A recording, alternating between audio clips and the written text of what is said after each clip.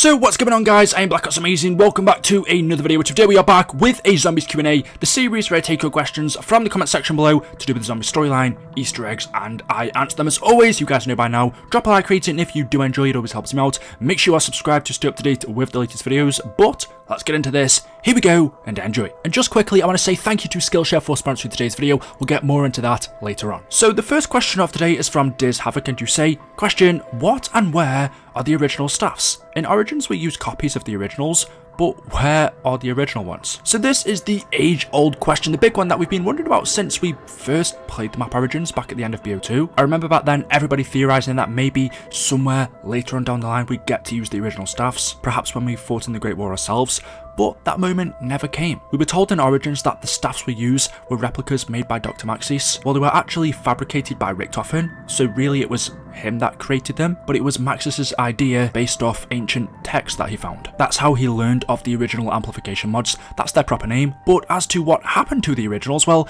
we don't really know, because the last time they were seen was during the Great War. At the end of the Revelations Easter egg, in that cutscene where we see the cycle get reset and Primus are back in the Great War, standing on the mound, holding up the four staffs. Those were the original ones, and that was the last time we saw them. So the big question's always been, what happened to them? We never really got an answer, but in Tag der Toten there's a radio from Pablo Marinas. He was there during the Great War, where he gives us a bit more of an insight. Day 4721. I think I understand. I know why I am here, why I'm trapped on this rock. Why I have these dreams, these visions, why I must get to this great war, and what purpose I am to serve in this cataclysmic event of the ages. I am not being sent just to witness what happened, but it is I who helps the Doctor break his cycle.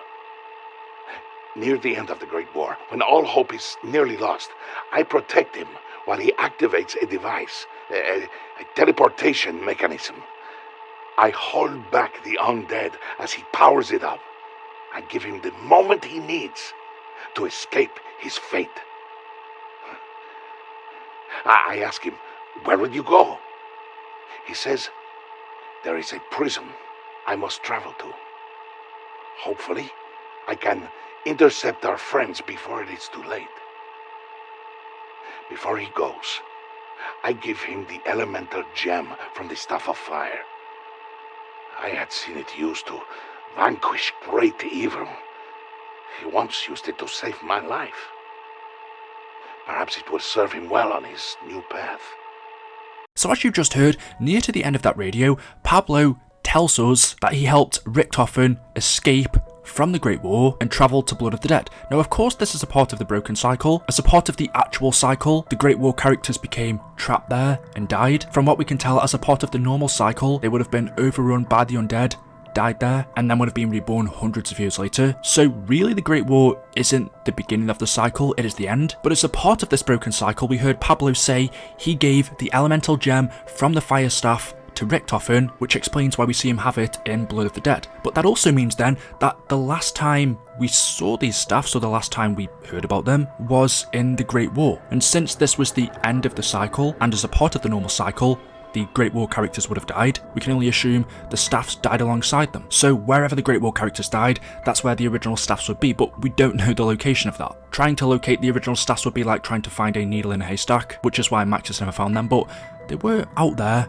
somewhere. The next question of the day from Eric Crutchley says, is there going to be a zombies map set in New York, because there is intel that seems to suggest it? Okay, so of course the best thing to do here is take a look at the intel itself, see what it says, break it down. We got this, I believe, in season 1 or season 2, and it is from a stranger trapped within the Dark Ether. At this point in time, they'd been in there for 2,944 days. We also know that time in the Dark Ether works different to reality, and whilst being stuck in there, they've gone through multiple different experiences. And for this one, well, let me just read it out for you. Day 2944. Made another brief visit back to the world today. An entire minute passed before I was pulled back here again. This time I was in a city.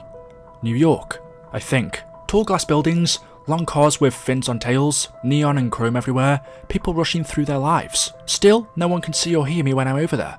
Like a ghost, I pass unnoticed. The world goes on without me. Now, previous to this stranger had also been to other locations in our world. We know some people who are trapped in the Dark Ether are able to pass through into our reality, but only as ghosts. They remain unseen, unheard, and they're only able to stay here for a small amount of time, whereas, for example, people from our world, say Omega or Requiem, we could travel to the Dark Ether for as long as we wanted. And then, in most cases, if we've gone there willingly, we can also come back when we want as well. But if you're trapped in the Dark Ether, as of this moment, no one's been able to escape. But this person, using technology from the Dark Ether, has been able to travel from the Dark Ether back to our world as a ghost for a small amount of time, and he's ended up in different places. Before, he was in a glacier, he was also in a village, but this time he was saying he was in a city, specifically New York. He saw tall glass buildings, cars, neon and chrome everywhere, people rushing through their lives. The way he's describing New York tells us more than likely the version of it he saw was in present day, because remember,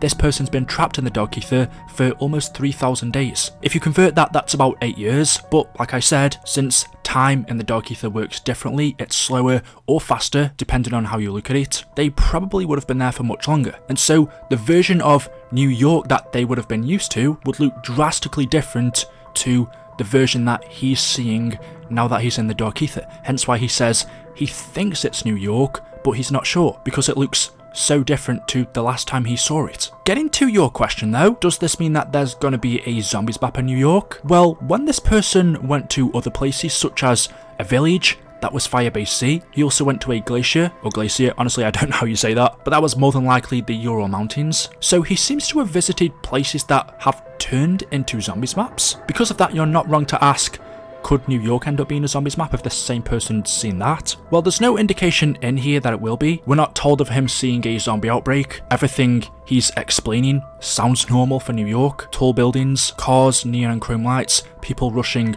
through their lives. It doesn't say people rushing for their lives, like they're running from the undead. It's just people going about their day-to-day business. I mean, for all we know, it could be a possibility, but from leaks we've learned of what the other maps in Cold War are going to be. We know the next one is Berlin, and then the final round-based map is called Giant, although we don't know what it revolves around exactly. In the Ural Mountains, as a part of the Outbreak Easter egg, we've just stopped the missiles from launching. We've broken Omega's plan, which was to send these missiles off and use them to open up dimensional gateways across the world. We don't know all of the locations they were planning to unleash the undead or the creatures of the Dark Ether. It could be that the Omega group were planning to unleash the Dark Ether in New York, but that's really just a theory. The other thing I will say is, interestingly, there is a calling card in Cold War, which is this one. This is a zombies calling card, and if you take a look at most of the calling cards in game, they relate to things we actually see. Some are random, but most of them aren't. Well, on this one we have a city, but then we also have some giant creature, some monster roaming around. There are helicopters on it. As for what city this is, I don't know. It really could be anywhere, but I've also seen a few people say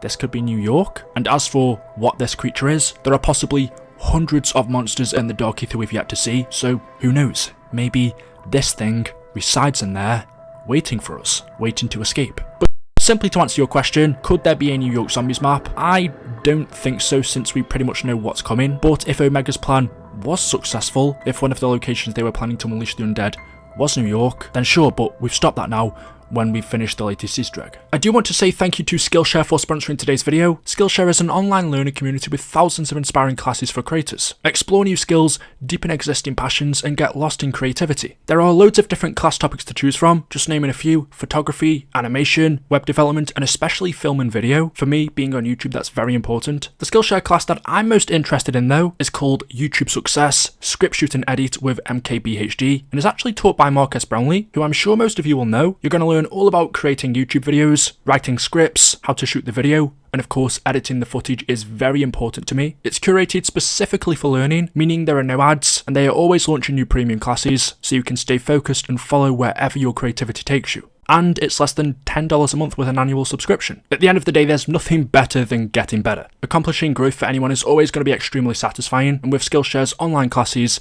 that makes it possible. So there we go. The first 1,000 of my subscribers to click the link in the description will get a free trial of premium membership so you can explore your creativity. Go ahead and check it out, and thank you to Skillshare for sponsoring this video. So guys, there we go, that is it, that is all I have for you for today's video. As always, hopefully you have enjoyed. If you have, you know what to do, drop me a like rating, it's always appreciated. Make sure you are subscribed to stay up to date with the latest videos on the channel. Thank you all so much for watching, leave your comments down below, and as always, we'll see you in the next video. Until then, goodbye.